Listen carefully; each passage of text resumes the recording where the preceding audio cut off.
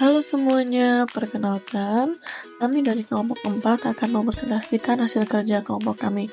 Sebelumnya, perkenalkan, nama saya Imelda Stefani, NIM 31202013, dan teman saya, Albert Tania, NIM 31202010, dan yang terakhir, Isang Marvelois, NIM 31202012. Selamat menyaksikan! Oke, kita masuk ke materinya, yaitu pedoman beracara dalam sengketa kewenangan konstitusional lembaga negara, yang kami ambil dari PMK nomor 8 tahun 2006. Yang pertama, urutan pertama adalah permohonan. Permohonan itu adalah pemohon atau termohon. Yang bisa jadi pemohon atau termohon yaitu lembaga DPR, DPD, BPK, MPR, Pemda, Presiden, dan lembaga negara lain yang kewenangannya diberikan oleh Undang-Undang Dasar 1945.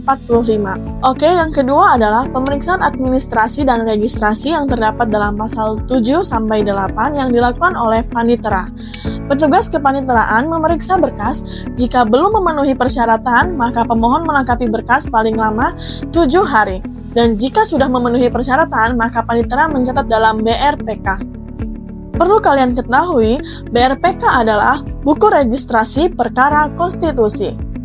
Dan yang ketiga adalah penjadwalan dan panggilan sidang yang terdapat dalam pasal 9-10. Ketua panel hakim menetapkan hari sidang pertama paling lambat 14 hari sejak permohonan diregistrasi. Yang keempat adalah pemeriksaan pendahuluan terdapat dalam pasal 11. Dilakukan oleh panel hakim yang sekurang-kurangnya terdiri dari 3 orang atau oleh pleno hakim yang terdiri dari sekurang-kurangnya 7 orang hakim. Selanjutnya kelima, putusan selah terdapat dalam pasal 12-13. Mahkamah dapat memerintahkan kepada pemohon dan termohon untuk menghentikan sementara kewenangan yang dipersengketakan hingga ada putusan mahkamah. Yang keenam adalah pemeriksaan persidangan yang terdapat dalam pasal 14-15, dilakukan dalam sidang terbuka untuk umum oleh pleno hakim. Dalam pemeriksaan persidangan bertujuan untuk 1. Memeriksa permohonan dari pemohon, yang kedua mendengarkan keterangan atau tanggapan dari termohon, yang ketiga memeriksa dan mengesahkan alat bukti tertulis ataupun alat bukti lainnya, yang keempat mendengarkan keterangan pihak terkait, yang kelima mendengarkan keterangan ahli dan saksi. Yang selanjutnya adalah pembuktian. Dalam pembuktian, beban pembuktian ada pada pemohon. Tetapi jika ada alasan yang kuat, maka hakim bisa merubah pembuktian kepada termohon.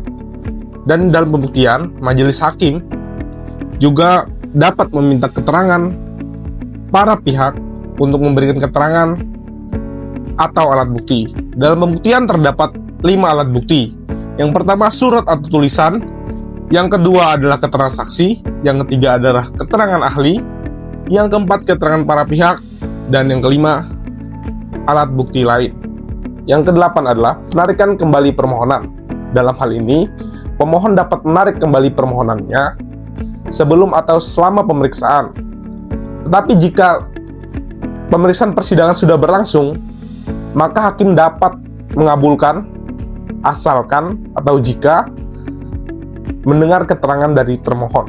Selanjutnya dalam rapat pemusyawaratan hakim yang dilakukan secara tertutup dan rahasia, RPH dipimpin oleh ketua majelis hakim. Tetapi jika ketua majelis hakim berhalangan hadir, maka akan dipimpin oleh wakil ketua. Yang terakhir adalah putusan. Putusan akhir diambil dalam RPH dan diucapkan dalam sidang pleno. Dalam pengambilan keputusan mengenai putusan akhir, hakim menyampaikan pendapat hukum secara tertulis dan didukung sekurang-kurangnya 2 alat bukti berdasarkan Undang-Undang Dasar 1945. Dan itulah pedoman beracara dalam sengketa kewenangan konstitusional lembaga negara. Sekian dari kelompok kami. Terima kasih.